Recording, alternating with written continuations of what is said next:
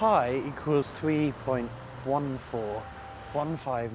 to 653 589 793 238 4626 433 832 795. Ed Cook is an expert at remembering things. 197 169 399. I've come to a very kind of memo-centric view of the mind, where I basically feel, and I think I have very good reasons for feeling, that memory underlies most of what we are and do. 5, 8. In this programme, Ed reveals some of the secrets that can help you and your students develop a better memory. At Bishop David Brown School in Woking, Ed's work with the staff and students has produced some amazing results. Last year, for example, Ed did some work with our English department, and our English Lit results, which is where all the work was based, actually improved by 27% over the 1 year, which is, I think, absolutely incredible. Today, Ed returns to the school to see the English department in action. Girls, 3. B. B, as in a bumblebee. Ed has also accepted a challenge from the science department. He'll teach one group of Year 10s a lesson on the electromagnetic spectrum using his memory techniques. Next thing is ultraviolet. What do you associate with ultraviolet light? Ultraviolet plasticast. Ultraviolet plasticast, that's awesome.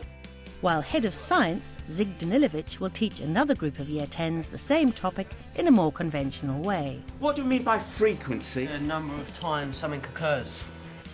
Will Ed's reputation remain intact? A group of teachers from a neighbouring school join Ed to see how they can apply his techniques in their own classrooms. Okay, hi guys. First, a little theory. Let's talk about memory techniques. And what's interesting about the techniques I use is that they're quite easy to learn. Now I can remember, I guess, 1,500 numbers in an hour. I can remember a pack of cards, shuffle a pack of cards in 45 seconds. Things like that.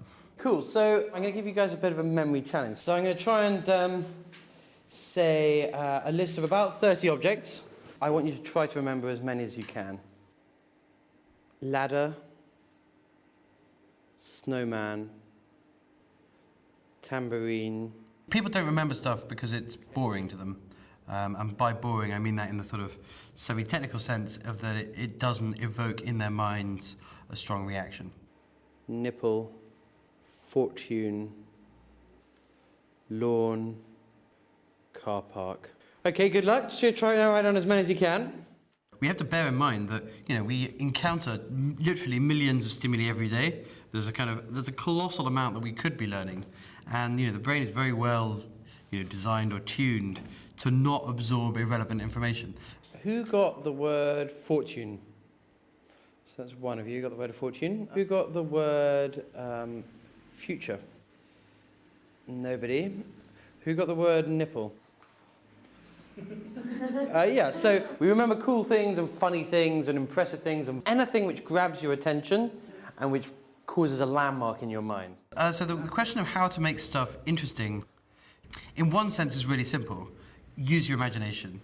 Get personally involved, have emotions, experience vivid imagery. So here's something which I remember finding this so aggressively boring when I was doing my GCSEs that I could never remember the terminology myself. It's a glacier. We can use our imagination to link this stuff together. So what does terminus sound like? Terminator? Or terminal? Very good. Yeah, and how about moraine? What does moraine sound like? Moron, very good. Technically what you do is you relate stuff to things you already know. Second thing is like imagining it in rich scenarios. So if we can imagine a moron, your favourite moron can be standing on top of the rocks, and then outwash playing, you thought of car wash, so imagine there's a big car wash going on. What's cool about this type of technique is that kids obviously have fabulous imaginations, they can produce these images in no time at all, and it happens very, very fast. Enough theory for the minute. Time to teach. Ed will attempt to teach his group of Year 10s a lesson on the electromagnetic spectrum. And over in the science lab, Head of Science, Zig Danilovich, will take another group of Year 10s. They've both got 45 minutes, so no time to waste. Who wants to do a memory challenge? Hey, great enthusiasm. Car, lemon. How would we show the wavelength on that? Where would we start and where would we end? A quick test. Who remembered the word slope? Put your hands up. So that's 4 of you. Who remember the word nipple? Okay, that's 20 of you. Okay, good. Things which are outrageous, which grab our attention, which are associated with a rich image, you just always remember them, kind of thing. And that is the art of memory. So now we're going to have a go at remembering the electromagnetic spectrum in order. The way we're going to do it is we're going to take gamma ray to begin with, and we're going to think, what does gamma remind us of? What? Yeah. Gammon. We're going with gammon. So gammon's like a pig. So gammon is going to be our pig, and our pig's going to go on an adventure. Why would a pig have to have an X-ray, guys? He broke his leg. Why did he break his leg? Make it funny. Someone tried to kill him and broke his leg. So he goes to have an X-ray, and he gets his X-ray done or whatever, and it's fine. They put it in plaster. Next thing is ultraviolet. What do you associate with ultraviolet light? Ultraviolet plaster cast. Ultraviolet plaster cast. That's awesome. Okay, it goes to an X-ray, and they put an ultraviolet plaster cast on. And the next thing is the visible... Stories are extremely compelling ways of learning lists for the simple reason that a story, once it has been understood, has a kind of global, narrative, as you say. So then infrared happens. Which means that the gaps in that story reveal themselves. And Laser Quest has... Oh, right, yeah, and it's very unfortunate, because he's just gone to Laser Quest. He's super visible, and all the people with the infrared sight just blast his leg off or whatever. What a story gives is a global structure over a collection of items, which means that each one calls on the next.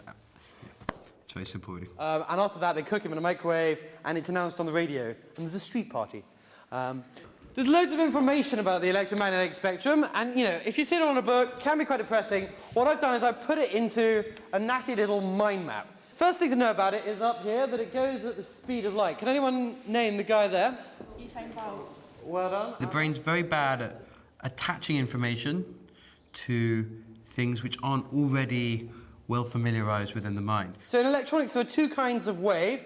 You've got the analog one, and you see up there that picture of a girl sitting on a log.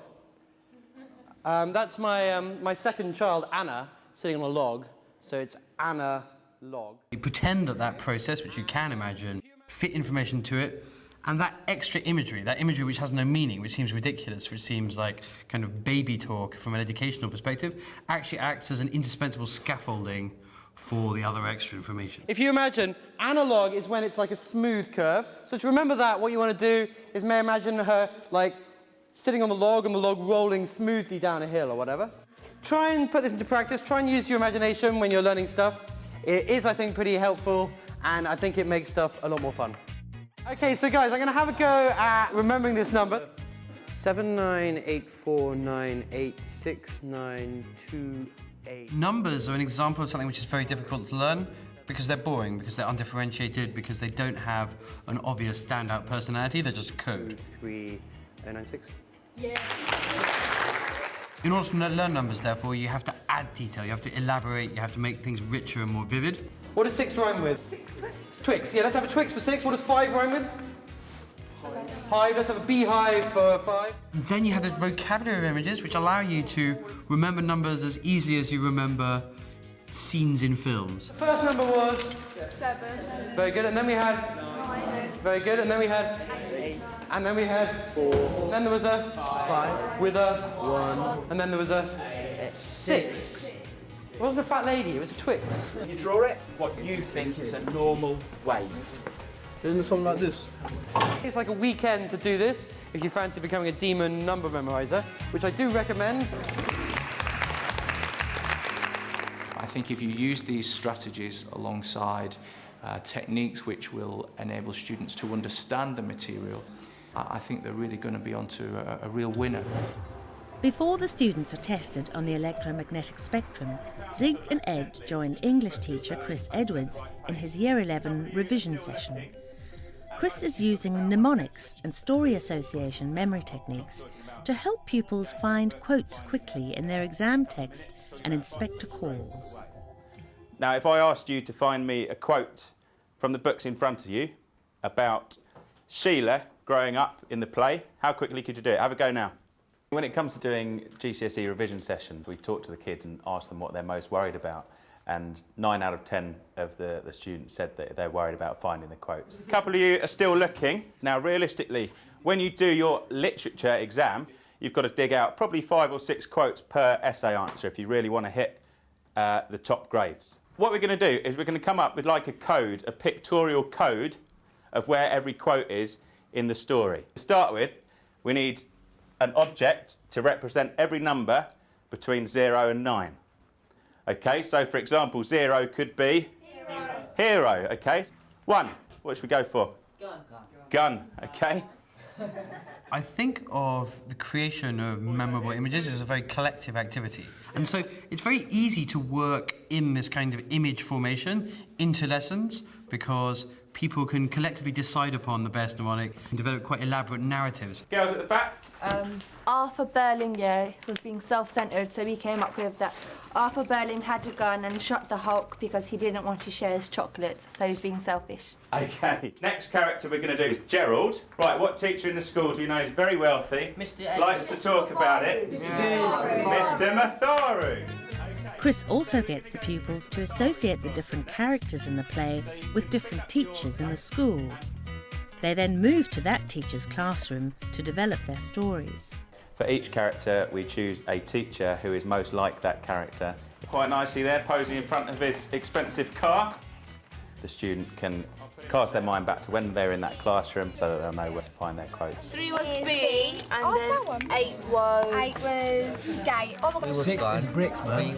2 bricks, you've got 2 bricks. Yeah, 2 bricks. I think within the skills-based curriculum, you've got to strike that fine balance between making sure that, particularly as students enter GCSEs, that they've got all the requisite skills to be successful, but also the knowledge base of how to actually add the information to those skills so that they can be successful in their GCSEs. We've come to the room of the very, very lovely Mrs. Parker, but she was very happy to play the role of Mrs. Berling. She's very regal and in command. I think that's wicked. I think that's really cool. I mean, I like the fact that there's so many dimensions going on. I like the use of the colour, how you associate that with the acts and the pages. And we might be able to use that in science. Okay. The English literature results were 70% A star to C. We have lots of students learning English as a second language. So to get a result like that is phenomenal, really. And I'm not saying it's all down to these sort of techniques, but they've certainly helped. Have a good answer sheet, guys. Got 15 minutes by that clock. It's test time. Our 2 groups of students will be tested on their knowledge of the electromagnetic spectrum with a selection of past GCSE exam questions. Ed's class on the left and Zig's on the right. And that's the end of the test. Number 1, the answer is D. Please put your hands up. If we add them all up together, Mr. D's team, 142. Ed's team, 153. Well, I mean, I'm relieved. And, you know, I'm pleased to see that, you know, they seem to, the factual elements we've covered, you know, they seem to have nailed down. I'm not surprised that a different approach or an additional approach to the bookwork gives better results. Excellent. I think at the end of the day, we are great believers in this school that if we can find something that adds value in the classroom, that engages the students more, that allows them to learn more, which invariably means they will do better, we're going to do it.